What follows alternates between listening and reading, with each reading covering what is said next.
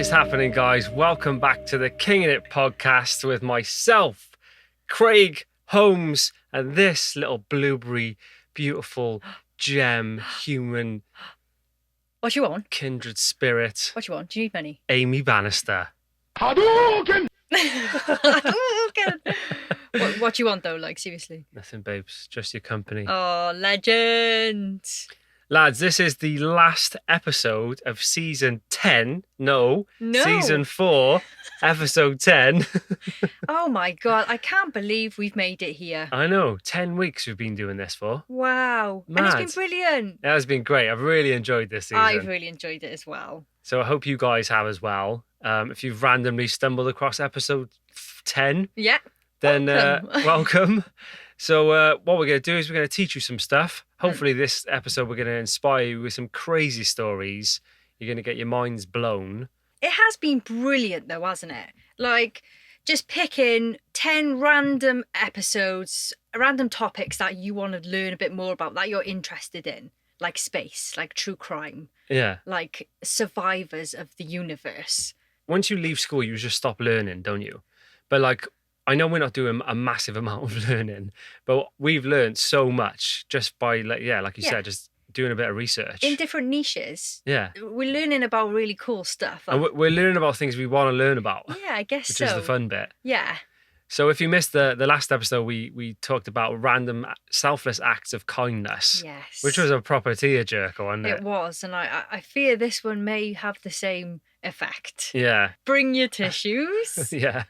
We didn't want to finish this season with a downer. We wanted to finish with some more inspiration, like the last episode. Yeah. Because we started looking at like natural disasters and things like that, but we were just like, oh, it's a bit heavy for the last one. So the finale, you know. So this one's you're gonna leave this feeling great. You're gonna hopefully be really inspired, and hopefully we don't make you cry, but chances are you will. It's already happened to me today.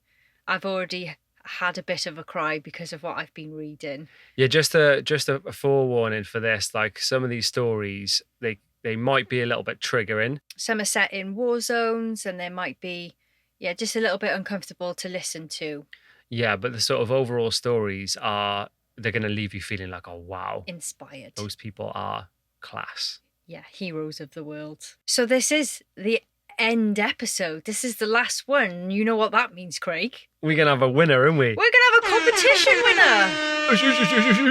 Who could it be? So it's too late now to enter, but what we've been saying is leave us a 5-star review and we'll pick a random winner to win some King in It merchandise. So we're going to announce the winner at the end of this podcast. Oh, you cheeky devil. We're not going to do it now because you have to listen to it all. Yeah. But it won't be right at the end, so you can't skip all the way to the end of the video just to cheat.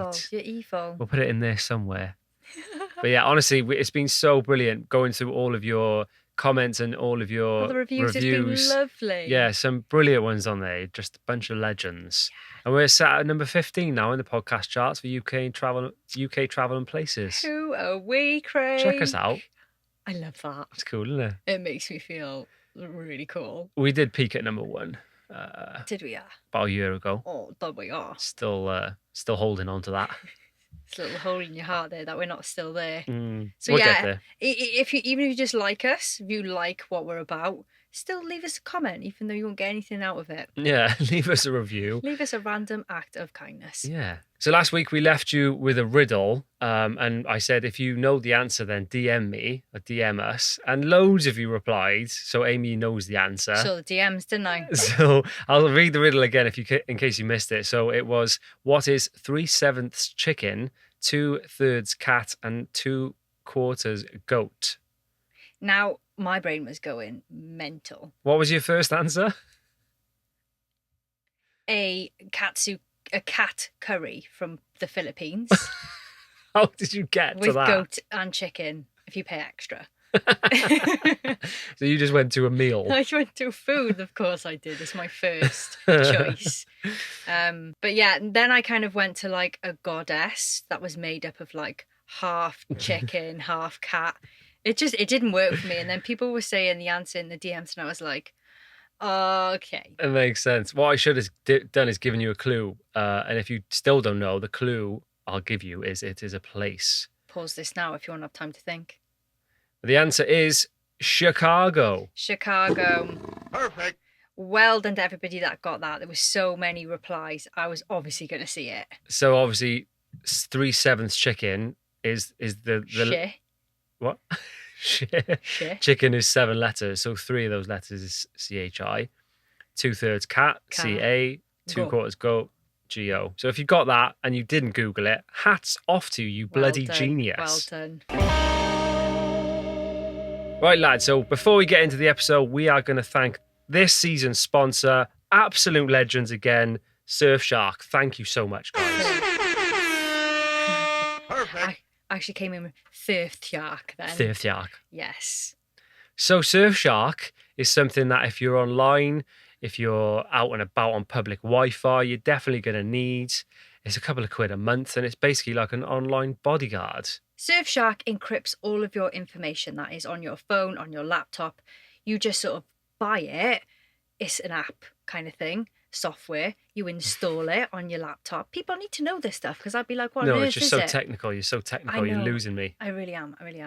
And then it goes on and you choose which country you would like to be in. So if you're from the UK... Why are you doing that, though? And you want to hide your IP address and you don't want people to know who you are, where you are, what you're doing online, just pick a country. Just pick like Perth in Australia. Yeah. Connect to that and that's where people will think you are. Yeah, genius. It's really good because if Perth are showing I was going to say Wimbledon then, but that doesn't make sense, does it? Just say they were showing tennis that was only playing in Australia.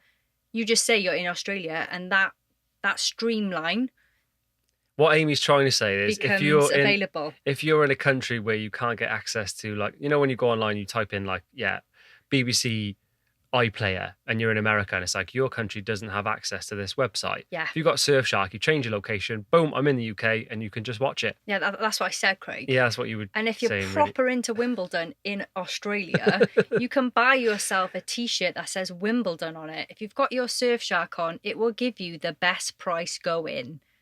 So if it's online and you're in the UK, chances are the prices of that t-shirt will be higher than, say, if you were in Indonesia. What Amy's trying to say is that there's a lot of price discrimination online depending on where you're from. Yeah. So if you change your location to somewhere that's reasonably cheaper, yeah, chances are you get a better price. Is right. Works for everything. Wimbledon t-shirts, flights, you are such a shampoo. Confusing person. But honestly, yeah, we use Surfshark all the time. You can put it on your laptop, you can put it on your mobile. It's unlimited devices as well, which is sick. Yeah, nobody can steal your stuff. You don't have to worry about anybody trying to hack you or get your passwords or anything like that. You're just safe. Safe online. And because we're just legends and we always want to help you out, acts of kindness and all that. Yeah. We got a deal for you. Got a deal. Just go to surfshark.deals/RYOW podcast. The offer is 83% off. Mental. And 3 months for free. For free. You're welcome. You're fully welcome. Boom. Okay, lads. Inspirational people and their stories. Here we go. Do you want to take the floor, babes, or do you want me to go first? I'm going to be a gentleman. I'm going to let you go first, Craig. Okay. I've got a fella here. His name's Nicholas Lowinger. Have you heard of him? No. So Nicholas, when he was a tween, he met a brother and sister. When he was a what? A tween. A what? Don't know what that means. Let me Google it. Why are you coming at me with words like that and then you don't even know what they mean? It's short for tweenager. What's a tweenager? When Nicholas was very young, he met a brother and sister experiencing homelessness. The pair took turns going to school because they shared one pair of shoes. Oh my goodness. Nicholas says that when he was 5 years old, his mum took him to a homeless shelter. And he just got a brand new pair of shoes, and he said he was in there and he could see all these kids with they were either barefoot or they just had really battered old shoes. Yeah. And he just couldn't believe it at 5 years old. That's a great thing for his mother to do. Yeah, I know. I would never have thought about doing that for your son so young, taking him and seeing what people don't have so he appreciates his life more, Yeah, I'm not sure if that's why she did it. It'd be a bit of a weird thing to do. Be like, this could be you. Well, no, it would be a lesson of gratitude. And I think they were there for a specific reason. I think they were there volunteering and doing something. Right, carry on then. I don't think she was like, if you carry on. That's not what I meant. Yeah, I know that. Do you want to fight or? Right, Thomas, what was he doing? Nicholas. So this brother and sister, what made it worse for the boy was that the shoes were pink and glittery. So when he would wear the shoes into school, he was just getting shredded by the kids, getting bullied, and it was making him really unhappy. So Nicholas gave the boy a pair of basketball trainers. And now that they both had their shoes, they could go to school together. Nice. And the kid wasn't being bullied as much, and he was just happy to go to school.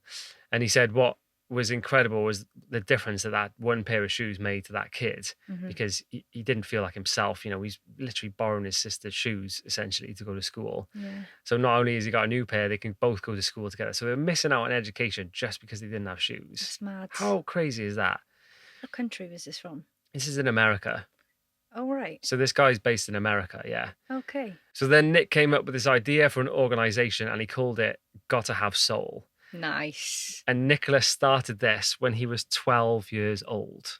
Really? What were you doing when you were 12? Because I was not starting an organization to help homeless children. I was probably drinking in a park on a bench. That sounds about right, yeah. What a legend.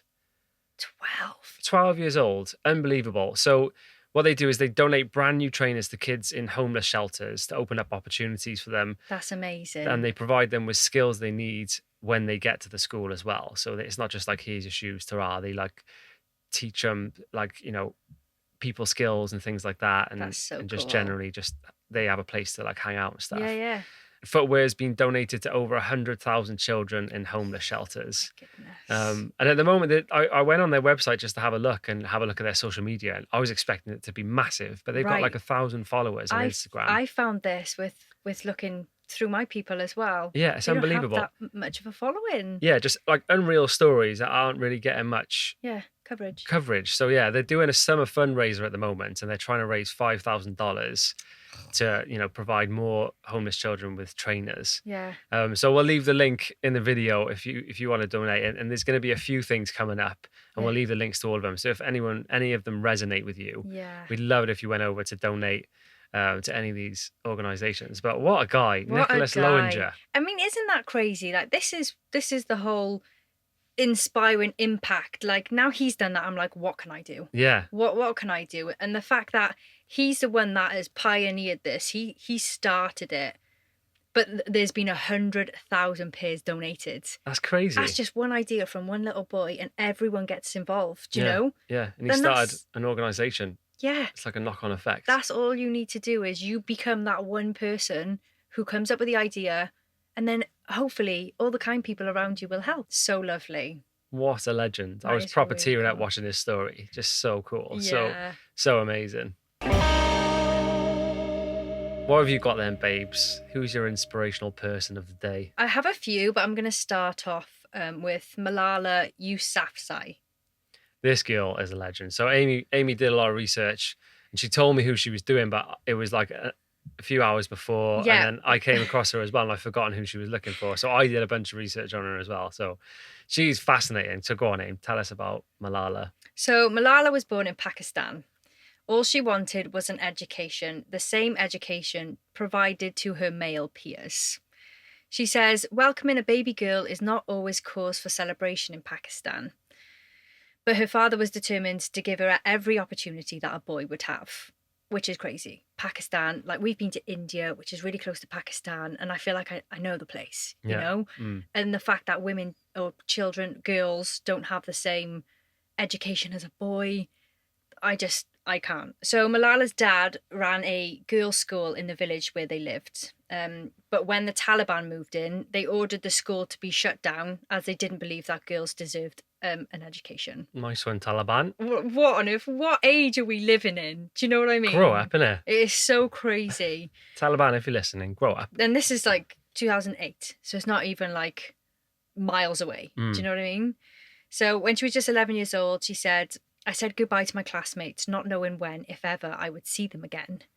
Can you imagine that as an 11-year-old girl? No. That's the start of high school, and you're just getting your education taken away from you, which means every opportunity probably in the future is being taken away from Yeah, you. yeah. It's not just you can't go to school. It's education is like a key to Key. successful life, really, isn't Yeah, it? yeah. Not one to be deterred. She continued to pursue her education. But in 2012, she was confronted by a gunman on her school bus. So she says, I spoke out publicly on behalf of girls and our right to learn. This made me a target. And she was only 15 at the time.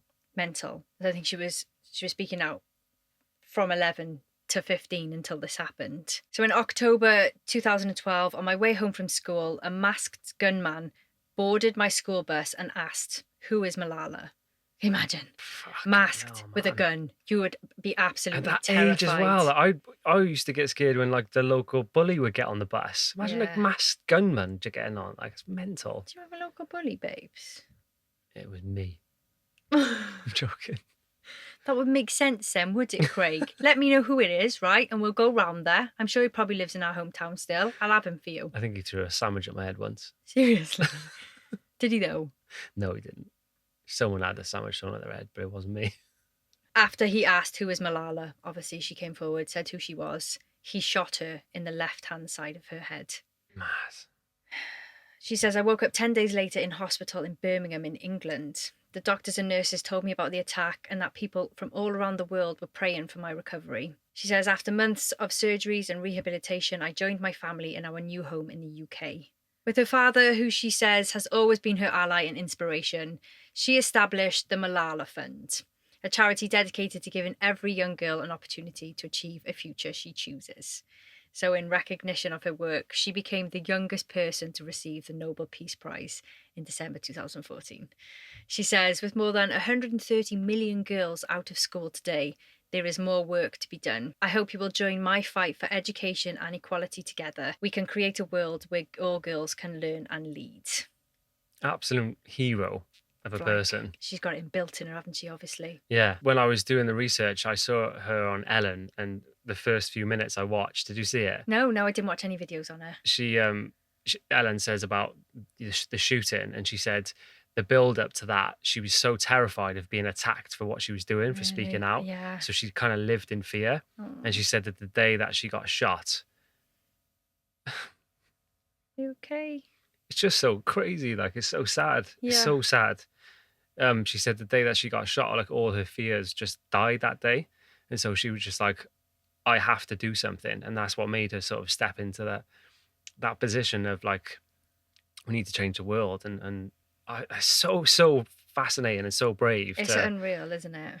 To go through that and just be like, right, I'm not scared anymore. Do you know what I mean? It's mind blowing. What people go through that we don't ever see. I think this is the deep conversation that we had earlier and the real emotional chats we have about how we live our lives and, you know, how we're kind of in one level of privilege, being from the West, being white, being all of these things and what we've got going for us. And we're forever grateful. I know, but I always feel like there's more we can be doing. Yeah. And this kind of started last week when we were, you know, hearing all these stories of all these people doing all these things. And, you know, the problems we've got, I know everyone's problems are still their problems. You can't sort of compare, but you know, what we go through is trivial compared to what people live through. Yeah. It's mad. It really is. So like Amy and I'm not sure what we're going to do yet, but watch this space. We're going to really put our heads together and try and figure out how we can like help, how we can tell people stories,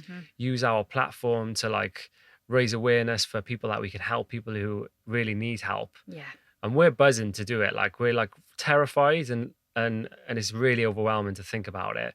But we've got to do something like that because at the moment, you know, I know we're providing entertainment for people, but we're just bumbling about, not really without a focus, That's it. And as you say, you know, off camera or whatever, we still need to find our purpose because at the moment, we love bumbling around Wales, creating videos, but there's something missing. And I do think it is that element of changing the world if it can be done, you know? Yeah, and not in like a, you know, like an egotistical way, but we feel like, you know, a year or two ago, we were pretty skint and we were trying to make money, but now we've got to the point where we're doing well and we're comfortable. So now we've got the time to be like, right, how can we help other people? Yeah. And that's what we always want to do. Do you know what I Yeah. mean? We're not in this to just make loads of money. We've always, living by our mantra, rule your own world. What do we want to do? Yeah. How can we help other people? Yeah. Because if you're not in this world to help people, then what's the point? Yeah. Sorry, this is getting really deep on this podcast today, but these stories have just thrown us for six, and we're just like they've engulfed us, and we're just like so blown away by the bravery of people. Mm-hmm. What a story that is, next level. So if you haven't heard of Malala before, just have a look at her website, read more into her story, because it's super inspiring. And and it just goes on as well. After that, she began studying philosophy and politics and economics at the University of Oxford. And she says, every day I fight to ensure girls receive 12 years of free, safe, quality education. She's traveled to loads of countries to meet girls fighting poverty, wars, child marriage, gender discrimination, to go to school. And the Malala Fund is working so that their stories can be heard around the world. We invest in developing countries, educators, and activists. And 5 days ago, she was actually featured on the cover of British Vogue magazine. Oh, really? Yeah, it's amazing. No way. It's amazing. Look at this photo. She's an absolute hero. Oh, she looks amazing. She's all in red. She's got her hijab on. You'd never know she was shot in the face either. They've obviously done a very good job of like plastic surgery and doing it all up and stuff. Yeah, it's apparent when she's on interviews, because she's obviously lost the function of a lot of one side of her face. Right. But amazing. We could talk about her all day. We've got a couple of quick stories here. Give me some quick stories, Quaig. About Quaig. You just call me Quaig, yeah. So there's a lady called Jessica Cox who was born without arms. And she's used her legs and her unbelievable spirit of awesomeness to become the first licensed armless pilot. She can fly planes with her legs. Shut up. How mad is that? Honestly, I just want an ounce of her determination. Yeah. You would kind of surrender to your disability in a way. A lot of people would, yeah. You would just go, oh, well, there's no way I can do that, so it's whatever. But if she could just bottle up her go-getterness and her motivation, she could sell that for a price. She's great, man. I was looking into her. There's like loads of stuff that she's done. I'll keep reading. So she's also the first armless black belt in American Taekwondo. She does everything with her legs. Everything with her legs, yeah. I love that, and I love that she can do that. Like black belt, mate. Just kick your head off. Oh my God. Kick your head clean off into the sky. That is amazing. I love that. I'm not even a white belt. Is that the first one? Yeah, that's showing up, that is. You haven't even got that. I haven't even got half a belt, Craig, to show. You haven't even got a gi. The suit? Yeah. No, I don't. So it says she refuses to use prosthetic arms. Jessica drives a car, types on a keyboard, pumps her own petrol, and puts in contact lenses. She also scuba dives and has a psychology degree from the University of Arizona. What a girl. What a girl. And just so I can like put a face to everything. Where are her arms cut off to? There, like a shoulder. She's got shoulder. no. I think she's got. No, she doesn't have a shoulder. Yeah. How's she put her contact lenses in? With her feet. She does everything with her feet. Yeah. Oh, So the photo is of her in a cockpit with her foot on like a modified steering wheel with all the little buttons and stuff. Oh my God. But I went on her YouTube. She's got a YouTube channel. Does she? Yeah, so make sure you go and subscribe. Jessica Cox. She basically just shows you how she lives her life. Amazing. So she does videos on everything. Like I was watching one where it was like using her feet to cook a meal, and she's like chopping up eggs and stuff with her feet. Oh my God. It's amazing. It's fascinating. It's just, it goes to show like you put your mind to anything and, she's just adapted and she refuses to use the arms and she gets by. She's mad. Incredible. And I watched her driving a car as well. Yeah. It's mad. She's got 2 pedals, one for brake, one for accelerator with her right foot. And with her left foot, she just has it up and she just moves the steering wheel with her left foot. It's amazing. I really, really take my hat off to people like that. Yeah. They just don't let anything, they're fearless. They don't let anything, like, I'm sure she's been bothered in the past and, trying to get to actually this point of doing it has probably been sincerely hard. Yeah. But wow. It's incredible watching her because her feet are almost like hands. Her toes move, and she's got so much flexibility. She can Yeah. like grab knives and just like almost grab things with her feet. Oh my God. It's amazing. I can't wait to watch it. Yeah. What a girl. All right, so I'm going to talk about a doctor. Okay. And I'm quite loving the fact that all of these inspirational people have been women so far. Yeah. Do you have any men? I do. Yeah, I've got 2. All right, cool. This story is about Dr. Amani Balor. She's Syrian born. She took a degree in mechanical engineering against her father's wishes and received opposition from her family due to gender-based expectations. It's mad that that's still a thing, isn't it? It is. It really is. So her family, particularly her father, refused to support her until eventually she shifted her degree to pediatrics, which is to care for children. Mhm. Kids doctor type of thing. She began studying pediatrics until she immediately abandoned it to help the casualties of the Syrian civil war. So if you've never heard of her before, then you should take some time to watch. She's got a documentary. We haven't watched it yet, but I'm like, it's happening tonight. So it's an Oscar-nominated documentary called The Cave. Oh, cool. And this talks all about her life, what she's done, like how many people she saved, etc., etc. Can't wait to watch that. It I sounds know. really interesting. Grab the tissues again, I think. So the film features Amani and her courageous efforts to save lives in Syria. She basically runs an underground hospital in eastern Ghouta.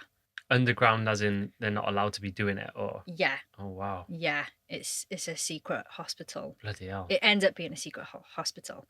She says, men in our community say, no, you should stay at home or you can work in your clinic, but you are not to be the manager of a hospital, because she's a woman.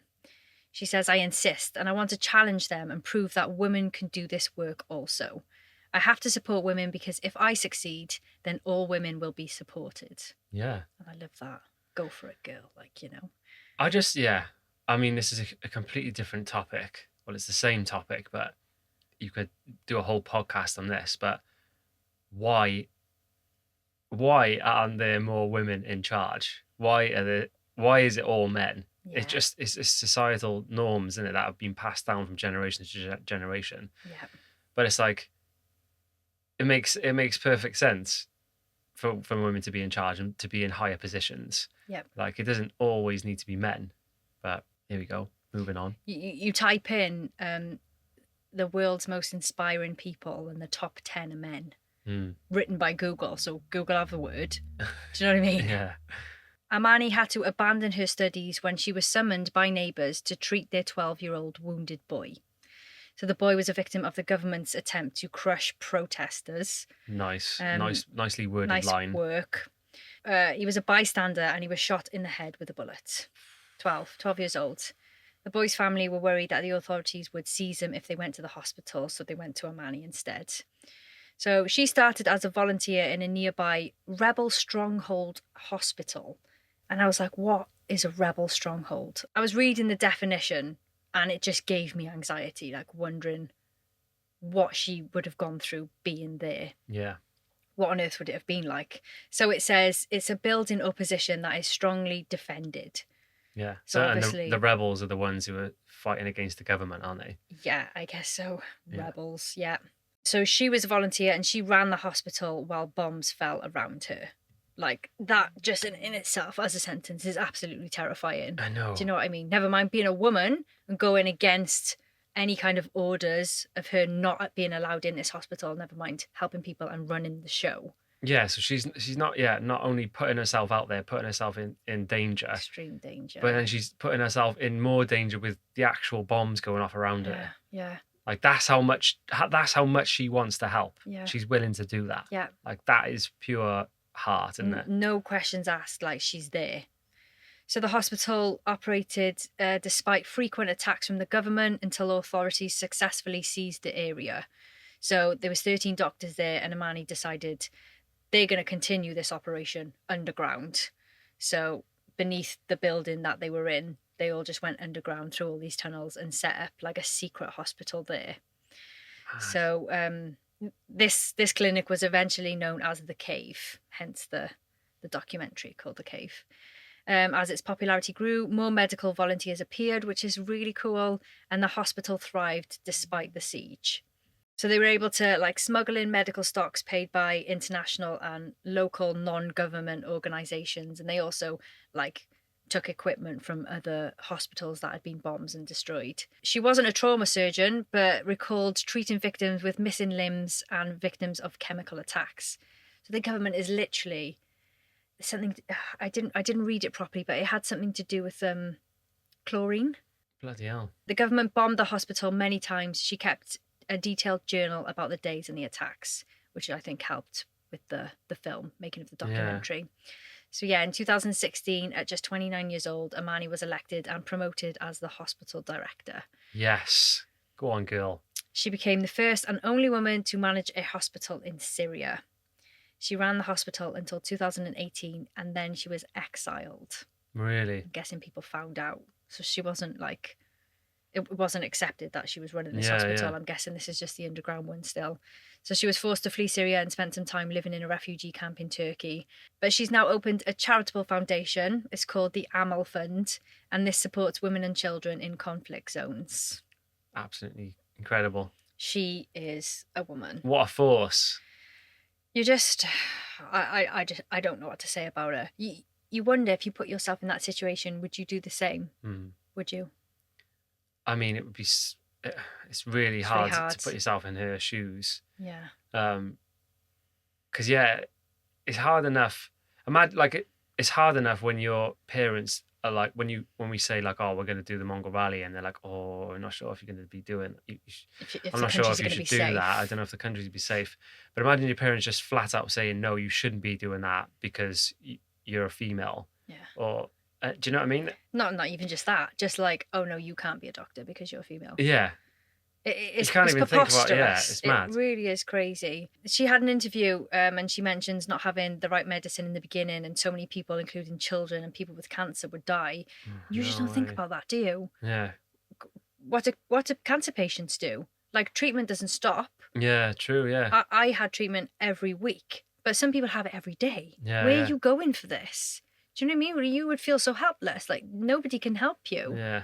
So she's an angel in disguise, you know, her trying to help all of these people, children, victims of like bomb attacks, people with injuries, people with cancer. She's doing it all. It's really mad. She says having the film come out was extremely dangerous for her family back in Syria, but she knew she needed to make it. They're safe. None of them have been hurt, but they don't feel safe. So it's not a way to live, is it? Like living in fear all the time. No way. The situation in Syria is just diabolical, and it's been going on for so long now. And yeah, I do feel like the world's just letting them all down. Big time. Again, we're obviously not the smartest people to know who should be going in and sorting this out. There's millions of people on the streets sleeping under trees, just with no shoes, with no food. Craig, they've got no food. This is their government, and it just I don't know. This is it. What can we do? Like, what can me and you, our small two people, what can we do? Well, we can make films, go places and make films, and you know, this is part of it. He's telling people on the podcast about it, and they can do their own research and donate to places. But yeah, we definitely need to do something, don't we? Donations are big with this because obviously it's Syria. The organisations that I've looked into, that's, you know, you can apply to go abroad with them and volunteer. I don't think anyone's sending you to Syria, are they? No. They wouldn't put you in that danger. So we can't physically go to try and, I don't know, bring in medicine, help with food. Mm-hmm. You know, there's so many children there whose parents have died, Craig. They're orphans. They're not getting help. They're just there. Yeah. What are you supposed to do? I just think that would fucking break my heart. Yeah, I mean, I say I'd love to go and help, but being there, I think it would break me. Yeah, and I think this is the thing, like, you know, they say like ignorance is bliss, and I'm not saying let's turn a blind eye, but if you really look at it straight on, you look at what's going on there, it is so awful. It's just so unfair. And so unfair on the people, and I think once you go down that path of like, how can I help, and you get involved and you see what's going on, Yeah. I don't think you could ever live a normal life again. No way. You couldn't come home and, you know, go on your iPhone and go on TikTok and do all the stuff that we do without just constantly thinking about it. I think it would be something if you took on, you could never stop. Yeah, it would be, yeah. 100%. And I'm okay with that. Yeah. I'm really okay with that.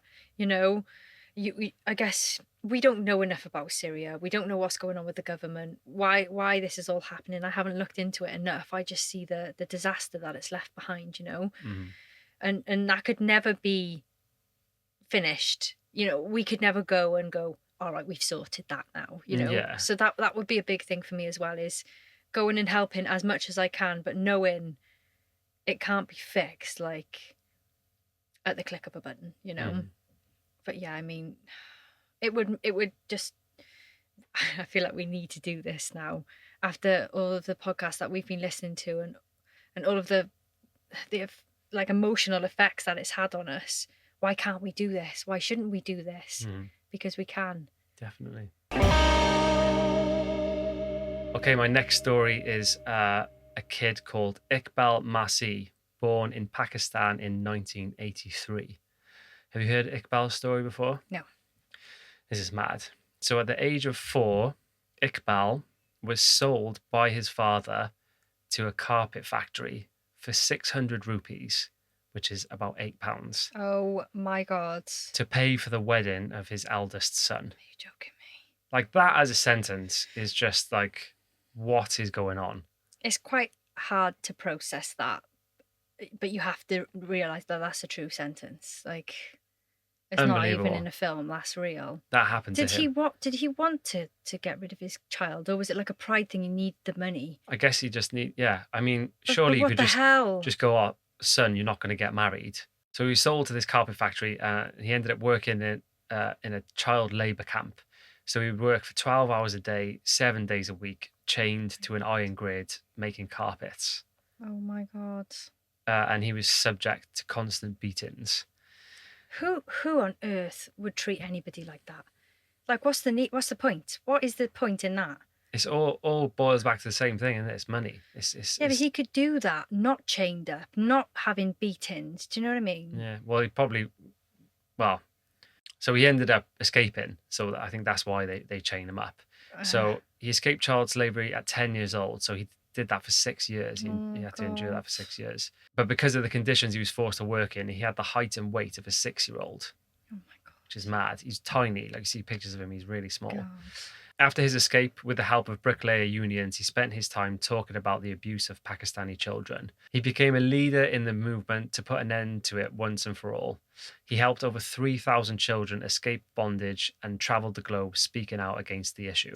Yes, Iqbal, what a What guy. an absolute hero. I love that. I love that people put that, because it would be so emotional for him to even probably think back to that time. Yeah. Never mind, like, he was probably terrified that they might come and get him again. Yeah. You know, or even kill him.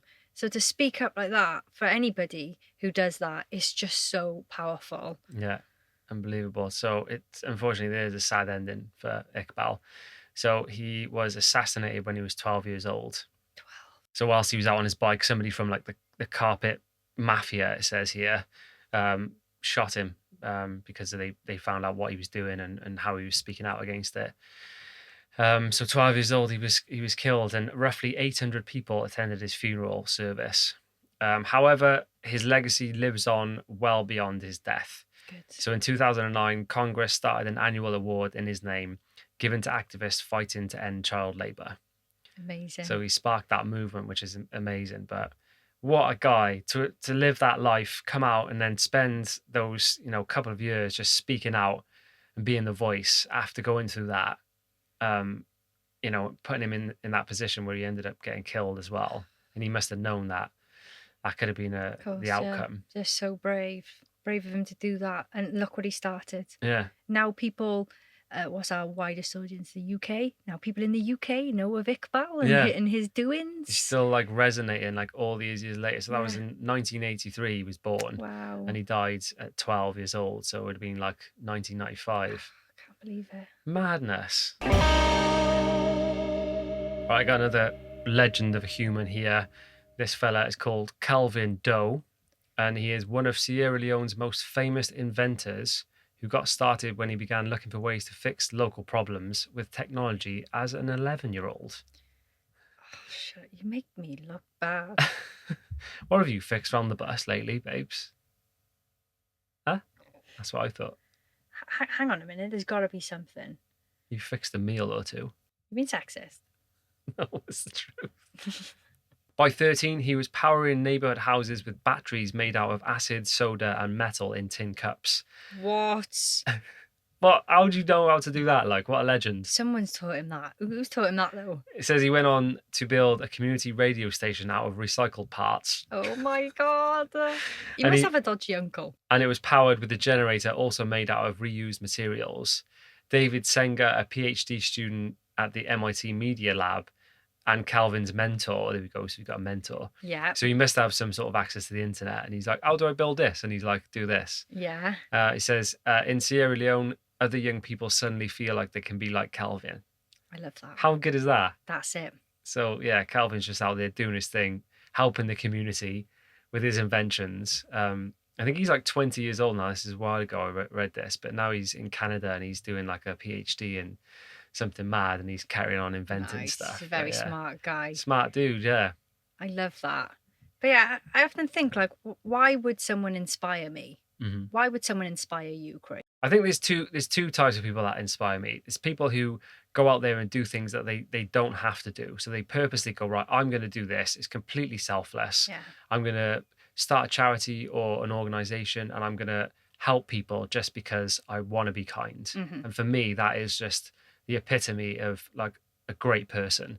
And also the other people who inspire me are people who are put in situations where they're completely backed into a corner, but they do everything that they can do to survive. And then when they get out of that situation, they then tell their story bravely after the trauma Mhm. to then aid and help other people. So whenever I hear either of those two, I'm just like, we need to get out there and do some stuff. Do you know what I mean? Yeah. What about you? Well, I wrote it down earlier because you know my brain and the retention and all that. It's not that great. Come on, babes. But I think people highlighting the most important things that are going on in the world today. You know, people actually speaking out, speaking up, and talking the truth about things. Having the voice of reason and a good platform to speak out and stand up for people that might need it. Someone who says things that, like, I strongly agree with, that leads me on to, it inspires me to be a better person. It makes me want to go, yeah, you're right. I'm gonna tell that message to people as well. Yeah. Just people that do more for the world, isn't it? Do more for the world, speak the truth. Yeah. Because the problem with this world is there's so much corruption, there's so much greed, and that's all it's about at the end of the day. You know, with all these government conflicts, it's all politics, and all the problem with it is that the general population and the innocent people end up getting caught in the crossfire. Yeah. When people are just being greedy and egotistical. It's like, I just want to own that country, or I want to, do you know what I mean? It's just like, just stop it, stop being greedy, and start helping each other. So, I mean, we could be those people that go in and is like, fuck you doing? Yeah. What on earth are you doing? Get in jail. Get in jail. Get in jail. Kid. But yeah, somebody that like influences me and my life and influences like my babes, thoughts. you don't have to talk about me on the podcast. You're hilarious. Wales. Is somebody that inspires me. Oh, I thought you were going to say a person. No, I do have a person. This is just like, there's a girl I follow, Jamila Jamel, you know her. Mm-hmm. She's not like a doctor or climate change activist. She's like a journalist and TV presenter, but she talks sense to me. Mm-hmm. She talks a lot about good stuff. She like, in her bio it says she's a feminist in progress. She shuts down the media for printing bad articles about women who like, and their weight or their beauty, or if they've had some work done, and just a badness that women do not need to hear. Yeah, you know, because women are relentless with, you know, putting themselves down, thinking they've gained some weight, going on this fad diet. She shuts all that down, and I love it.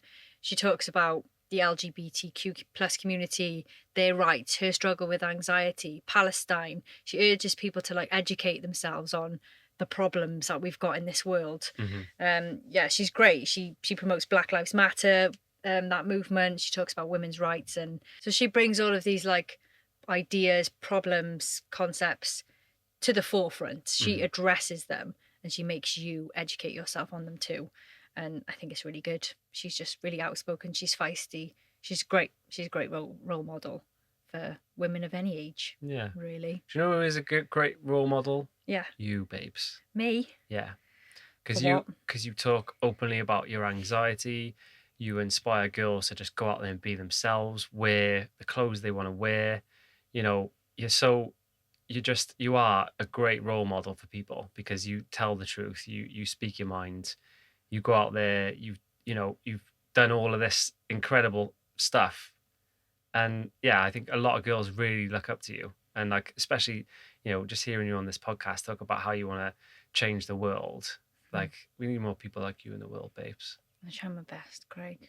On a very minute scale. Doing your bit, babes. But yeah, I want to do more, and I want to do bigger things. Let's I don't need to be a household name. Do you know what I mean? I don't need.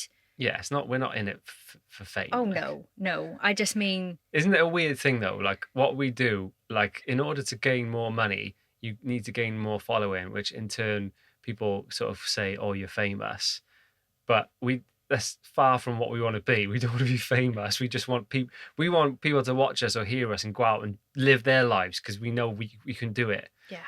And if you don't know the full backstory of me and Amy, like in a nutshell, we both worked from like a really young age. We never had any handouts from our parents.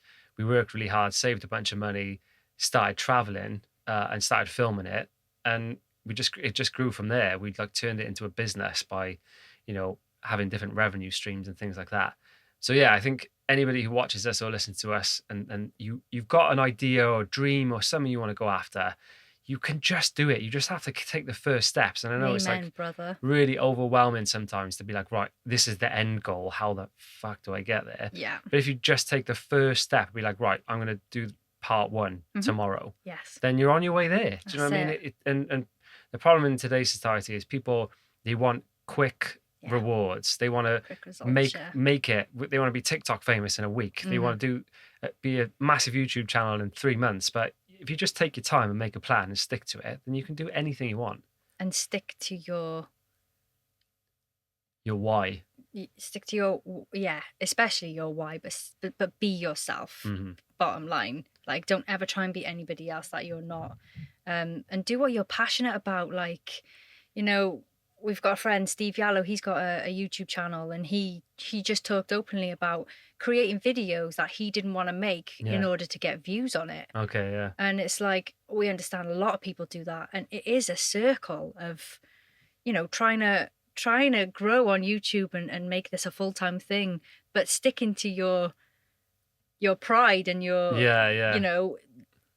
the reasons why you've started this and not selling out in a way. Yeah. So yeah, you do you, right? Don't follow the crowd. Don't look at anybody else and copy what they're doing. Like, you are you, and you do you better than anybody. Yeah. So you need to make sure what you're bringing is your unique self. Then nobody can copy that, really. Nobody can copy that, and nobody can question you either. Yeah. And I think for me and you, like from the beginning, we've been as transparent as possible. Yeah. We've talked about our counselling. We've talked about how, no, this isn't a perfect life, and we are fully grateful for it. It's a blessing that what we do. But yeah, just stick to what you know. Stick to being you. Shout out to Steve Yallow as well. If you haven't seen his YouTube channel, he's a great guy, Steve. Yeah, he is. And he's done some great videos as well. And he's really authentic, Steve, as well. He doesn't try to be someone he's not. He is who he is. So love to meet him one day. All right, so I'll just make this one really quick, but it is a really cool one. So you're going to know who I mean when I mention Sean Swarner. Sean, absolute hero, yeah. Yeah. In a nutshell, Sean Swarner, where's he from? America. He's from America somewhere. Somewhere. And he was diagnosed with Hodgkin's lymphoma, same as me, at age 13. He was given 3 months to live. Imagine. At 13 as well. He didn't really know what was going on. Like, whenever anybody would ask his parents, he would just be like, they'd just say, Sean's sick. So he didn't really know. All he knew was he was losing a lot of hair and he was gaining a lot of weight. So after pulling chunks of hair out of the drain, he asked himself, why would I give up and die? Like, why wouldn't I fight? And this is what this dude's all about. He's just like, he is a fighter. He is a ray of hope for anybody going through cancer. Yeah. He's now a motivational speaker, an inspirational speaker. So he beat that cancer. So nearly 2 years after he's beaten it, in remission for nearly 2 years, he gets diagnosed again. It wasn't a relapse. It was a brand new cancer. So he was diagnosed with Askin sarcoma, and it was a very rare one to have. So in the whole world, Sean is the only person to ever be diagnosed with Hodgkin's and Askin's Really? in his lifetime. That's madness. Yeah. Sean described the odds of survival as winning the lottery 4 times in a row with the same numbers. Yeah, like massive odds.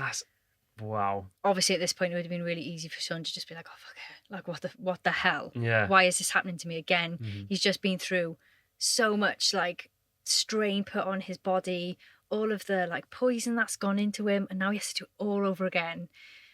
And that it doesn't worry me that it would come back, but if it did come back, I would be crushed because you don't realize what a cancer patient goes through unless you're going through it with them. You know, It is a lot.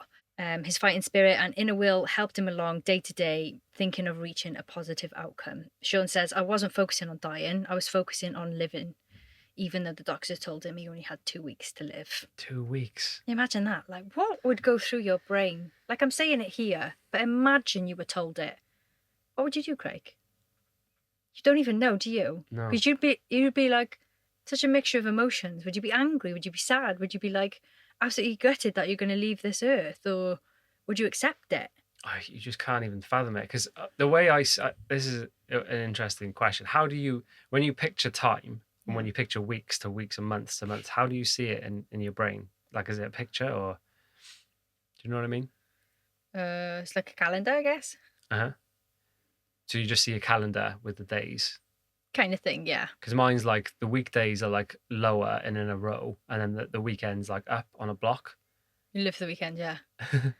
Just how my brain sees it. Okay. So to say, if someone was like, you've got 2 weeks left, like in my head, it's like, weeks like pan out like that as a visual, and then the months I see like bigger. But imagine like when you said that, I'm like seeing 2 weeks and then just blackness, and that's it, and nothingness, and I can't even imagine. I don't know how I would feel. I don't know what you'd want to do, you know. I know, because I know people that have been given 6 months to live, but even with that, you would stop your treatment and you would go and do something. But 2 weeks is like such a short amount of time. But anyway, he had more treatments that included chemo, and he was put into a medically induced coma, and he survived. So he came out the other side. He says he was in a hospital bed one day and he saw an Iron Man on TV, and he was like, "If I survive, I'm going to do that." An Iron Man? I thought you meant like the movies. No, as in like the triathletes. The triathlons, yeah. The Iron Man, yeah. So instead, he started with Mount Everest.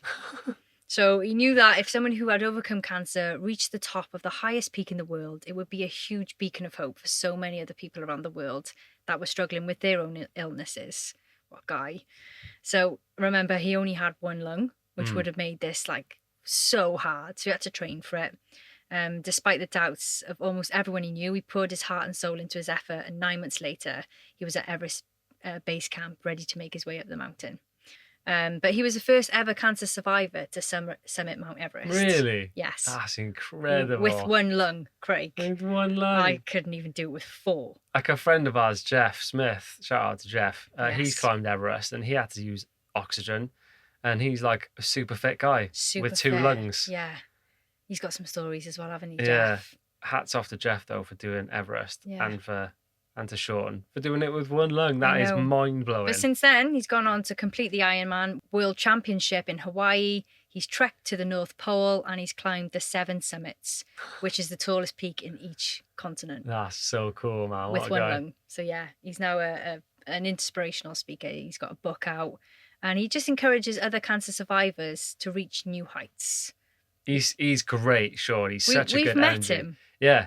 We were lucky enough to hear him speak. Yes.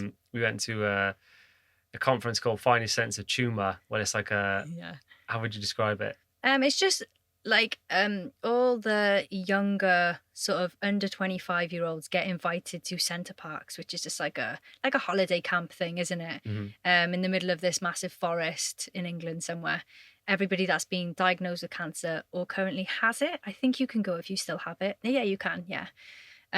And we all just get together, we all talk. It's huge. There's like a big conference room with loads of chairs, and you just sit there and you watch like dances, you listen to motivational speakers, you hear people talk about their stories if they're like crazy. It's just such a brilliant weekend for like so many people, so many young people diagnosed with cancer, to just know they're not the only person. Yeah. Because I was 17 when I was diagnosed, and I was like, what the fuck? Like, I'm 17. I'm healthy, I'm fit, I'm at my peak. I'm not, you know, a 3-year-old who maybe might be more susceptible to anything like that, you know, like leukemias and things that younger children have. And I'm not 80, where you would know most of the people, like grandparents and things, to die of cancers. Yeah. So, yeah, when I was first diagnosed, I was like, I am the only person. I'm the only one, because there were so many old people in like the hospital rooms with me. But yeah, go into that, it just... There's something about talking to somebody who's been through the same thing as you. Nobody else can quite understand. And we just get chatting. Like, you just chat until midnight, and then, yeah, you can use all their facilities, and there's like swimming pools, and you just all have dinner together, and it was lovely, wasn't it? I got to take you 1 year. Yeah, that was the 1 year that we went, and we got to see Sean. And I remember hearing him, and I was just like, that when I was saying earlier about people just defying the odds, and just... That's pure inspiration for me. Yeah. Hearing that, it's just like, why could, you know, you can do anything if you put your mind to it. You really can. The power of the human mind. Absolutely. I ended up Googling, how can you be more inspiring? And Google says to me, you have to genuinely care about people. You have to be engaging. That means listening, asking for the right questions, spending real time with people, and being mindful in order to remember the things that matter. Be kind and people will follow. Be strong, be motivated and determined in life. Don't let silly things get in your way. Speak up and people will follow, as long as you're not chatting shite. Do good in this world. Is that what Google said? Yeah. No, I said that. This last bit's all me. Do good in this world and you will inspire many to follow. Lovely, babes. So that is it for the season, lads. Hopefully you feel inspired after listening to that, and you're ready to go out there, make a change, rule your own world, start kinging it, and all the rest of it. Do it, man. I'm ready. I just need to put some steps into place. Yeah. We do. Yeah, we do. But yeah, I'll just put it out there. If you've got any like organizations, or if you feel strongly about anything you think we should look into, or any documentaries that will resonate, anything like that, yeah, give us a DM on Instagram. Like, we'd love to know more about the world and who needs help. We're going to keep the tradition going. We're going to finish the podcast in the usual way, with a would you rather and a riddle. But obviously I'm not going to wait till next season to give the answer to the riddle. I'll just give it to you today. Right, so when was the tradition of would you rather? When did that start? That started mid-season. Mid-season? Yeah, so we're still going. I got a belter this week. Right, go on then. We're also going to announce the winner soon, so stay tuned. Oh, yeah. Hopefully you're nervous. So would you rather have a time machine or a teleporter? Couple of questions. Yep. The time machine. Mm-hmm. Do I age? Do you age? No. Can I go back in age? Well, yeah, that's what. No, it would be like Back to the Future time machine. So if you go back, your previous self is there. Teleporter then, please, Nige. For where are you going to go? Oh, I mean, can I borrow Harry Potter's invisibility cloak? What do you need that for? So people can't see me, Craig. What do you think? Well, you got a teleporter. Where are you if going? I go to North Korea, I'll be shot straight away. What are you going there for? I want to have a look. Of all the places in the world you could go, you want to teleport yourself to North Korea. Hey, put yourself in danger. I'm a pioneer now. I'm going to change the world, Craig. Amy Bannister Nobel Peace Prize for teleporting to North Korea. Yeah, I don't want to go to like Barbados or something. You know what I'm like in the heat. There's pigs on the beach there, though. Oh, shit. Dilemma. Hang on, like, it's my answer. Stop always jumping in. All right, teleporters to North Korea. I will take a pig with me to North Korea as a sidekick. miniature. He will be able to fit underneath the invisibility. That's a TV show if ever I've heard one. A kid's one, like Bernard's watch. Yeah. Captain B's pig. Amy and the miniature pig time Maybe machine. you get a collab with Percy. What's her name? Percy Pig. Peppa Pig. Percy's Ah. cousin. Well, I mean, there's money in that. Listen to that podcast if you haven't heard it. Okay, good answer. All right, the riddle is, what begins with an E and only contains one letter? Think about it. If you want to have a think about it, press pause now, and then I'll give you the answer in a bit after Amy's had a go. All right, give me a question again. What begins with an E and only contains one letter? E. What the hell? Think about it. Say it out loud. What begins with an E? E. But only contains one letter. Did I tell you the answer? Oh, envelope. Hey, well Ah! done, babes. That's the first one you've got. see the clogs going up there then. The cogs. The cogs. That hurt, Craig. Like I could see there's literally smoke coming out of your headphones now.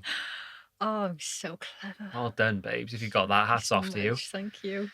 All right, it is time to announce the competition winner. So we obviously used like a randomizer to pick this one. So I'll just give you the comment that The comment or the review or what? the review that was said.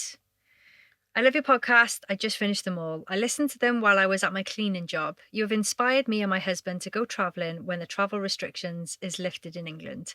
Thank you for your great content. Amazing. Who was it?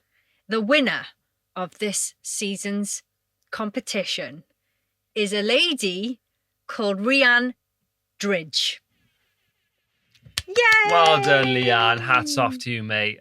Drop us an email and or DM us on Instagram, and we'll sort you out with some King in It merchandise. Well done. So that is it, babes. We're done. Season 10 is over. That's it done. Thanks again, Surfshark, for sponsoring it. Absolutely. We have no idea when we're going to be back. We don't know what we're going to do next. Yeah, so if you've got any ideas, like let us know. I know I would love to do another random 10, but we did struggle at the end of this to think of topics. So Yeah. if somebody could send us a list of 10, that would be great. Or No yeah. commission. Or yeah. Or do you want to hear like more about our life or Oh, I'm not into that. I'm not into just talking about us. into that? Craig, I'm a pioneer now. Did you not hear me? You and your pig. I don't need to talk about myself. We need to talk about other people. Other people will talk about you for you. Hopefully, in future. I'll tell you a story, babe. Be like, she's a bit smelly. She's a bit weird, but she's quite nice. But aren't all the greats a bit smelly? Are they? Well, you know, I'm going to have to go and live Name in... me a great smelly person. Yeah. Who? Me. If you're not following us on Instagram, what are you playing at? If you haven't subscribed on YouTube, what are you playing at? And all the rest of it. Still leave us reviews. We need to get to number 1 again.